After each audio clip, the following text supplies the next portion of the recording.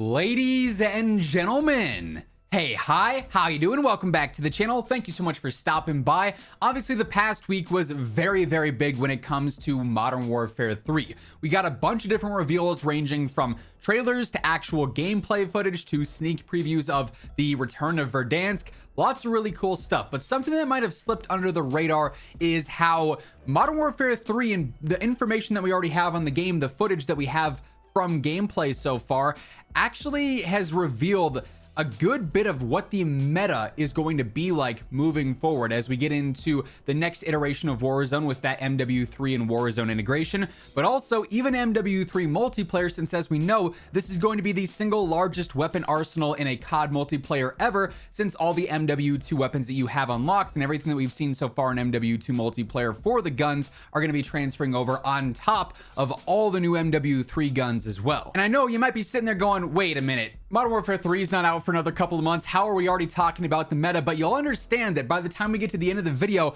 all the context that we have here actually tells a lot. So the first thing we're looking at here is this tweet from, I believe it's pronounced Mishu. I'm really sorry if I'm mispronouncing that, but they did exactly what I was actually planning on doing and posted this on Twitter.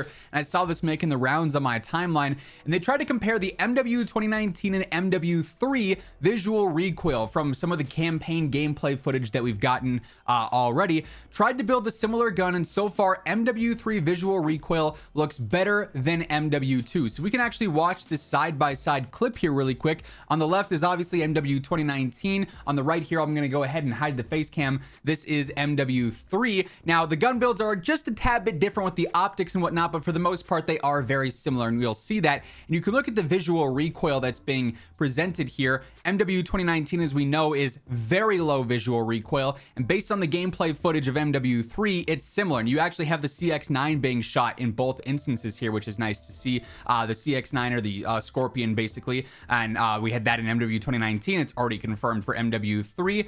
And they're very similar for sure. It's tough to see just off of this one quick little clip, like we don't get the full details of MW3 guns and what they'll be like, but we do get enough context that it's not going to be outrageous visual recoil. You can focus in on this right side here. You can see the reticle bounces a tad bit, but it is nothing drastic by any means. Now this is somewhat close range gunfights, but the similarities between MW 2019 and MW3 are already being shown, which is important enough as is. This means that in general, with the MW3 guns, they're going to be a bit more straightforward than what we might have here in MW2. Then going back into Warzone, this means the versatility of some weapons might be greater than what we have now. Also, the diversity of the overall meta is probably going to be greater as well, because as we know right now, you're really in MW2 and Warzone to have to focus on the heavy hitting weapons, even if that sometimes means you have to use ones that have more recoil. Things like the Cronin, the TAC-V, the RAL that have been at the top of the meta for a while now. These are things that are not easy to use by any means, but you have to use them if you want the decent TTKs, because the high skill lobbies require that basically. Whereas back in, Warzone 1, low recoil guns were always at the top of the meta. But what's also really convenient is that we can actually compare MW2 visual recoil to MW 2019 actually, now that we have this comparison of MW 2019 to MW3, and they're really similar across the board. There's actually some TikToks out there. This was also making its rounds on my Twitter timeline conveniently enough, and that's why I sort of saw this and I was like, hey, this is actually a really important topic.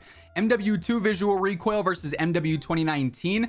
The M4, obviously, in each of these games, and you're going to see the drastic difference here in how things look. So when you play this, you can see MW2, when you shoot, the pattern is about the same, right? But the shake and the bounce and the visual, annoyances there is pretty drastic in MW2 this year, as opposed to MW 2019, which is very minimal, very straightforward. You can stay on target easily. This is very distracting and very noisy almost, I guess, is a way to sort of describe that. So then when you think of this, and this is the most important part looking forward towards the MW3 meta within Warzone, but also even multiplayer, MW2 guns are going to have one of two different outcomes here. And regardless of how it ends up playing out, it's going to have a major impact on what's going on with the overall meta. By the way, as we're discussing all this, if you guys are new here, every day I got you covered with all things going on in COD, news, updates, reveals, you name it, it's all right here. So feel free to hit that subscribe button to always stay up to date. And if you enjoyed this video, do me a favor, drop a like on it. It would be really appreciated. But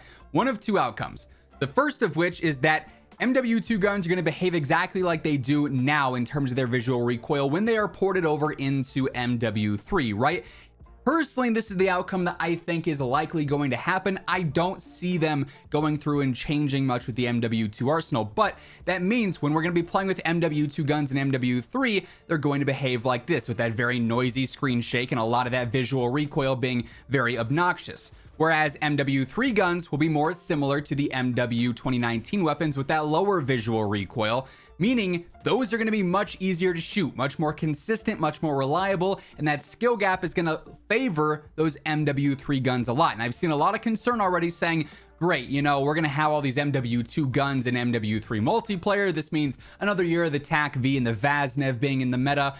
But not necessarily going to be the case if, you know, an MW2 gun, ton of screen shake, ton of noisy visual recoil, MW3 gun, low visual recoil, easy to use. Players will favor those MW3 guns for sure. And those MW2 guns will be there for, like, you know, the gimmicky, fun gameplay if you want to mess around with them, but they won't be the absolute meta choices. Now that's, like I said, outcome one, and personally the one that I think is probably the more likely, because the other outcome would require Sledgehammer or Infinity Ward or whoever would be, you know, directed to do this. They'd have to go through and manually adjust every single MW2 gun for MW3. Now, that is a possibility. Like I said, it is an outcome, but MW2 guns are not going to be the priority. You know, MW2 guns are not the reason people are buying MW3. It's the new MW3 stuff. It's to gain that advantage in Warzone for the new MW3 guns, which we know are probably statistically going to be a lot better than the MW2 guns as is, to promote the new game sales. So when you have these less noisy weapons and that visual recoil is easy on the MW3 guns, they can go through and try and change that for all the MW2 guns and do that individually for every single one. But like I said, that's a lot of extra work. Would they do that? I feel like it's probably not as likely. Now, if they do, then the meta is completely up in the air. Who knows what's going to be the go-to? It could be a TAC-V. It could be an RPK. It could be an MW3 gun. If they were to surprisingly redo every single MW2 gun's visual recoil and how they perform to match MW3, that I feel like would be really good for the long run. But like I said, I feel like the first outcome is more than likely. MW2 guns will feel basically the same as they do now in MW2 and in Warzone as it stands. And the MW3 guns will have their own unique feel that will probably draw in a lot more players because of how much more friendly they are. So an interesting conversation for sure, in my opinion, that we already have some decent details on how things could be approached here with MW3 multiplayer and even Warzone gameplay as well. But that being said, that's going to wrap things up for this one. If you enjoyed the video, if you found it insightful or anything, do me a favor, drop a like. It would be really appreciated. And if you're new here, you want to guarantee you're always up to date with everything going on between MW3, Warzone, and MW2, be sure to hit that subscribe button on your way out. But once again, thank you so much for tuning in, and until next time, take it easy, have an awesome rest of your day, and I will catch you guys later. Peace out.